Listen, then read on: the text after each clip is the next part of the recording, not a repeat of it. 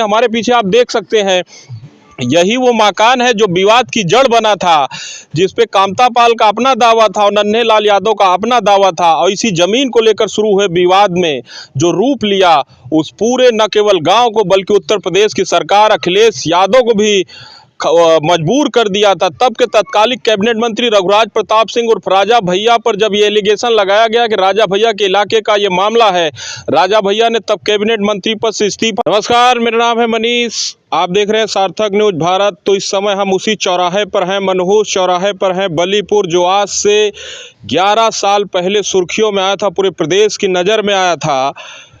तिहरे हत्याकांड से जहां पूरे प्रदेश में उत्तर प्रदेश सरकार की छवि पर गहरा आघात लगा था। और मैं कैमरामैन से चाहूंगा कि एक बार दिखाएं, वही वो जगह है जहां पर अब वहां पर छप्पर नहीं है, जहां पर प्रधान को गोली मारी गई थी। उसके बाद जो हुआ, अब तक इस चौराहे ने उस चीज़ों को भुलाया नहीं है। और मैं एक बार कैमरामैन से चाहूंगा कि दिखा दे, यही वो मकान है जो कामता पाल और नन्हे लाल यादव के बीच विवाद की जड़ बना। इसी जमीन को लेकर विवाद हुआ और उसके बाद जो हुआ, परसों सीबीआई के स्पेशल कोर्ट ने जब 10 लोगों को उम्र कैद की सजा दी, तो फिर 11 साल पुराना वो जख्म ताज़ा हो गया। और उन लोग के परिजन अब सिसक रहे हैं, कैमरे के सामने बोलने को तैयार नहीं है, लेकिन सिसकियां साफ बताई जा सकती हैं कि चौराहा किस तरह से वीरान हो गया है। आइए पूरी घटना को शुरू से शुरू करते हैं। 2 मार्च की शाम 7 बजे के आसपास, 2 मार्च 2013 को, जब इसी चौराहे पर बाजार का दिन था और इस ग्राम सभा बलीपुर के प्रधान नन्हे यादव आते हैं यहाँ पर, और कुछ लोग उसी समय गाड़ी से आते हैं, उनको गोली मारी जाती है।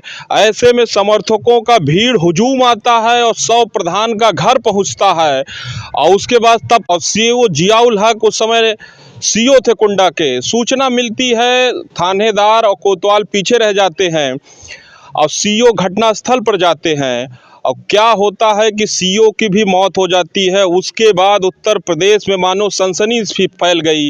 अखबारों की पहली हेडिंग में खबर सुर्खियां बनकर उभरी कि कुंडा में सीओ की हत्या हो जाती है।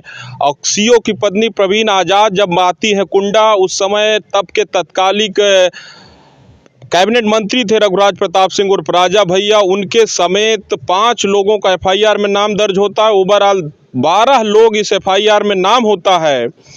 लेकिन उसके बाद जो हुआ बलीपुर के लिए, हमेशा हमेशा के लिए इतिहास में दर्ज हो गया। इस तिहरे हत्याकांड न केवल इस चौराहे को वीरान कर गया, बल्कि यहाँ के लोगों के बीच जो सहम है, जो सिसकियाँ रही, 2 साल तक संगीनों के साए में चौराहा रहा। पीएसी यहाँ डेरा डालकर रह रही थी।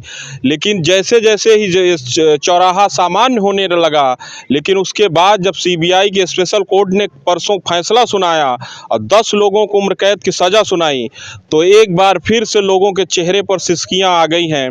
मैं कैमरामैन से चाहूँगा एक बार दिखा दें, यही वो ज़मीन का, यही वो घर का विवाद है, जिस विवाद की वजह से एक बात साफ संदेश के तौर पर बताना चाहेंगे कि ज़मीन वही है, ज़मीन यही है और लोग यहाँ से उठ के अब जा चुके हैं, लोग नहीं हैं और ज़मीन वहीं पड़ी है। विवाद की भेंट किस तरह से एक ज़मीन की वजह से जानी चली गई, चौराहा वीरान हो गया, लेकिन ज़मीन वही है, लोग नहीं है। तो इस तरह के फैसले में हमेशा एक बात का एग्जाम्पल और सोचना चाहिए कि ज़मीन के मामले को लेकर इतना अत्युत्साही और जान पर नहीं तुलना चाहिए।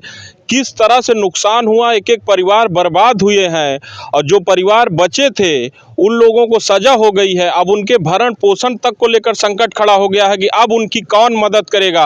कई ऐसे परिवार हैं जिनके परिवार में कमाऊ लोग वही थे जो आज सज़ा काट रहे हैं, या जिन्हें उम्र कैद की सज़ा हो गई थी वही अपने परिवार के कमाऊ इंसान थे, लेकिन वो भी उस घटना स्थल पर मौजूद थे या उनका उसमें संलिप्तता थी।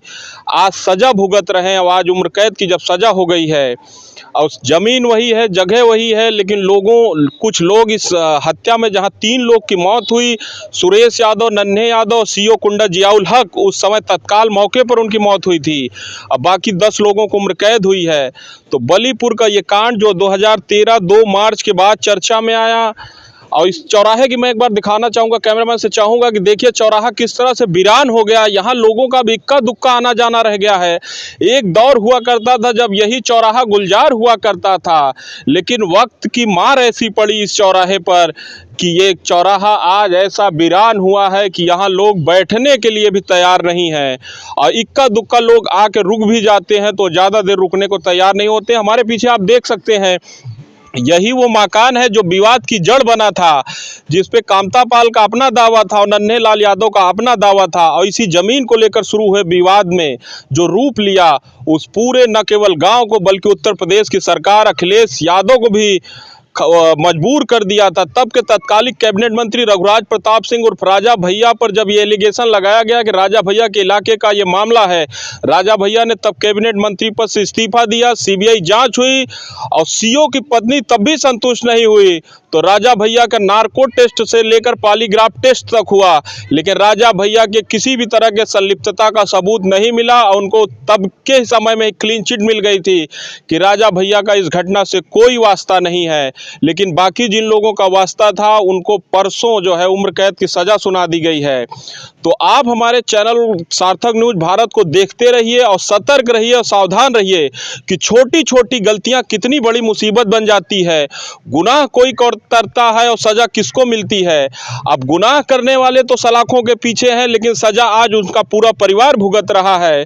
दाने दाने को मोहताज हो रहा है, क्योंकि कमाऊ लोग सज़ा भुगत रहे हैं और जो सहारा थे, परिवार का आधार थे, आज वो लोग किस कदर जी रहे हैं। कैमरे में बोलने को तैयार नहीं है, ये अलग बात है, लेकिन उनकी मजबूरियां, उनकी परेशानियां समझी जा सकती है। कैमरामैन कौशल के साथ मैं मनीष।